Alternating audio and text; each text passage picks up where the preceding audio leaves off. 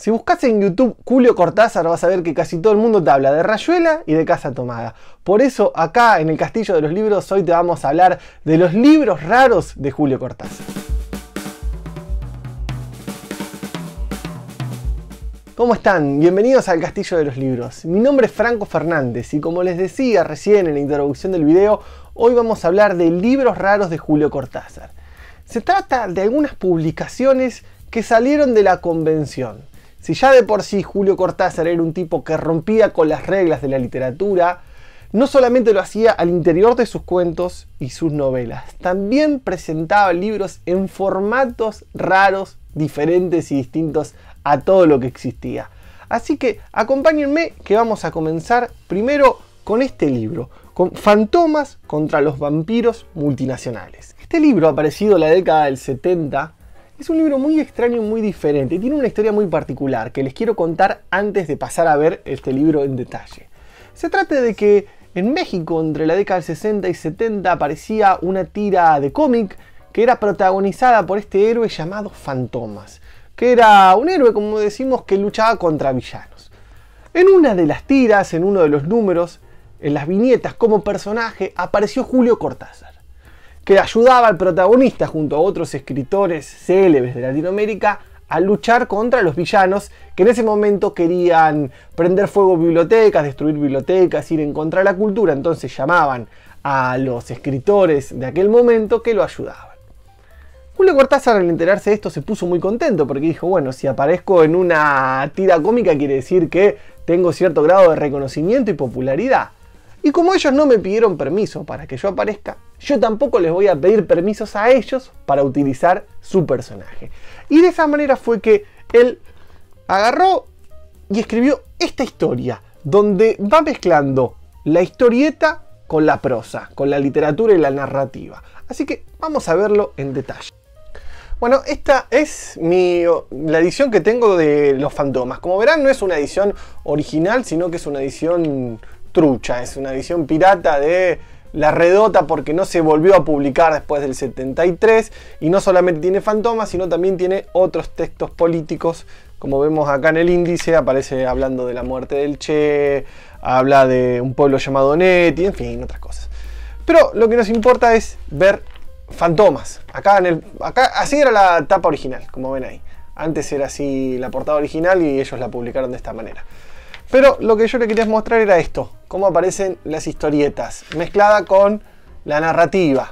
Entonces podemos ver ahí Inteligencia en Llamas, porque la idea de Cortázar con esta novela era que el enemigo no era un enemigo individual como aparecía en el original, digamos, en la historieta original, sino que era un enemigo, no digamos colectivo, sino multinacional, porque era el imperialismo. Entonces, como para quitar, como que él estaba luchando contra el imperialismo, ahí, bueno, cuestiones de la política de la década del 70, que acá vemos graficada también con unos hermosos dibujitos, historietas, un apéndice al final, pero bueno, un poco como para que vean cómo va mezclando la prosa con recortes, con dibujos, con historietas, con viñetas, lo que fue este libro. Bueno, si te está gustando este video, no te olvides de suscribirte a este canal, donde periódicamente hablamos de libros, literatura, historias y compartimos con ustedes no solamente un mate, sino este tipo de cuestiones que nos gusta siempre estar compartiendo. Por eso, suscríbete al canal, activa la campanita así te avisa y de paso, ponele un me gusta, deja un comentario y todo eso que ya sabes. A nosotros nos ayuda un montón. El segundo libro que vamos a ver es Último Round, publicado en 1969. Y antes de eso hay que decir que Julio Cortázar lo que nos proponía era una forma diferente de leer, donde nosotros nos involucráramos, donde seamos parte activa de la lectura. Y está más que bien expresado en este libro, que uno ya lo ve y desde la portada llama la atención, porque desde acá mismo aparece la historia. Verán que tiene una forma de periódico y uno empieza a leer el libro ya desde la portada. O sea, esto que uno ve acá ya es parte del libro, es parte de las historias. ¿Y de qué trata este libro? Sencillamente es imposible de definir. Creo que nadie en el mundo puede decir de qué trata este libro. Por eso vamos a verlo ahora en detalle. Vamos a abrirlo y chusmear a ver qué tiene adentro y tratar de explicar un poco de por qué es raro Último Round. Y realmente, si no lo conocen, acá tienen algo para sorprenderse. Esta es mi edición de Último Round, una reedición del 2013. Y van a ver, cuando les digo que es difícil de decir de qué habla, van a ver la primera etapa ahí todo muy bien, pero acá ya tiene dos pisos. Tiene un primer piso y una planta baja. Como ven, el libro está cortado en dos. Está cortado en dos partes. Y cuando desde que arranca, arriba está el índice de la parte de arriba del primer piso y abajo está el índice de la parte de abajo. Entonces vos vas armando esta historia. Hasta acá todo muy lindo, todo muy bien, pero acá empieza el despelote. Una poesía arriba muy linda, sílaba viva, léanla si quieren, póngale pausa ahí, la leen. Y acá arriba la descripción de un combate, nos va narrando todo lo que es una batalla, una pelea, quiero decir, una pelea de boxeo, y abajo las fotos de la pelea. Detalle por detalle cómo fue la pelea, una locura, un tipo que te mete, es como si la estuviera viendo. Y acá ya empieza otra cosa, ya no sé, una mintetas ahí, arriba hablando de Saigón, muy de la época, muy de los 70, fotos de grafitis, fíjense ahí, los cronopios versus el sistema, va metiendo dibujos, grabados, en este caso fotos, hay mucha fotografía, porque tiene un poco de cuento, tiene poesía, fotografía. Vamos a ver acá, miren, acá aparecen poesías. A ver, quiero que quede bien mostrado algunas fotografías, algunas fotos, fotos de su paseo en La Habana, poesías de lo que era en aquella época que él escribió. Miren, Aftermath, miren, qué lindo. Acá bien Stone, eso como el nombre de un disco. Ven fotografías, más fotos, y es para ir descubriéndolo. Fíjense esto, qué flashero esto. Miren esto, totalmente flashero. Fotos de un castillo, miren acá está, el castillo de los libros, como decíamos. Hay una parte que está dedicada al Mayo francés, porque esto fue escrito en el 68, en plena Jóvenes Revolucionarios, y van a ver acá que aparecen todas las frases que decían los jóvenes y que escribían en las paredes. El alcohol matan, tomen LSD. A ver qué otro acá. Sean realistas, pidan lo imposible. Y abajo también, me estoy olvidando de la parte de abajo, donde hay dibujitos abajo. Miren lo que es esto. Bueno, un poco de lo que es Último Round. Cuando les decía de qué trata este libro, bueno, Cortázar. El tercer libro que vamos a mostrar es La Vuelta al Día en 80 Mundos. Casi lo digo al revés. Es La Vuelta al Día en 80 Mundos, obviamente en clara referencia a Julio Verne, que es La Vuelta al Mundo en 80 días.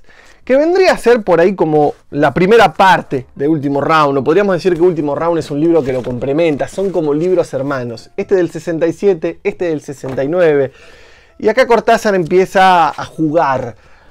Otro libro que, si nos preguntamos de qué trata, es imposible de definir. Porque acá no hay temas. Justamente como en este, hay emociones. Acá el tipo nos va a ir mezclando arte, poesía, prosa, biografía, hay recomendaciones, hay preferencias. Tiene todo lo que te puedas imaginar. Es muy propio de esa época, de los 60, de la utopía, del soñar, del imaginar, del tratar de encontrar formas diferentes saliendo de lo habitual. Esta también es una reedición del año 2013, igual a la versión original. Fíjense lo que es cuando uno lo abre. Aparte del tamaño que tiene, no es un libro convencional.